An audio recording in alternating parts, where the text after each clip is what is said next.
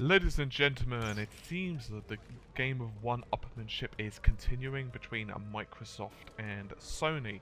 We have yet another tidbit from Sony from the Times. In the interview, Kazuo said, and I quote, "Why go first when your competitors can just look at your specifications and come up with something better?"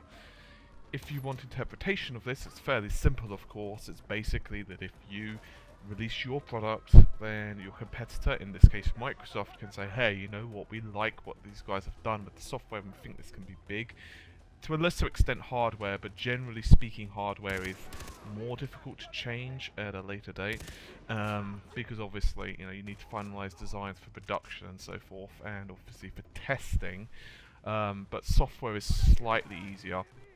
Regardless, the point being that if you release your designs first, your competitor can basically take those designs and incorporate the best features, and so what you released in the market is no longer a unique feature. This is quite different to what Sony was saying just back in 2011. Back then they were not happy for Microsoft to have a massive head start like they did with the PS3 and 360 race. And indeed, it actually took Sony quite a while to begin to catch up, mostly because of sales of third-party games.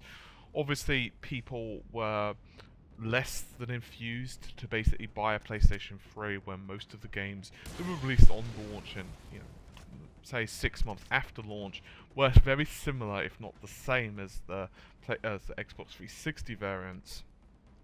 So what does that actually mean for us as the consumer? Well, it's more than likely that they are going to wait for Microsoft to make announcements first, because generally speaking, if you make your announcement later, well, hype can go on your side depending, of course, on how well they do it, and both companies are very good with their hype machines.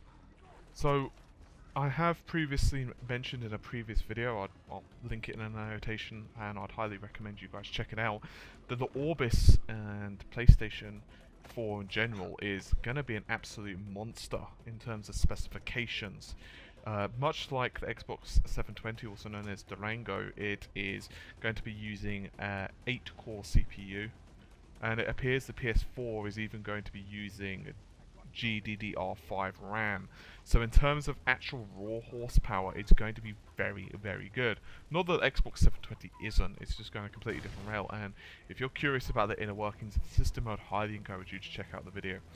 Anyway, so as I said, while technically it's very unlikely that a change is going to be made, in other words the amount of memory, for example, on the system or that type of thing, it is possible that software revisions could be changed on launch for inclusions, for example, a feature of your competitor, but more than likely this is basically Sony saying that, hey, we want to see what you're doing for your marketing campaigns, we want to see what games you've got for your launch titles, and then we're going to try and beat you to it.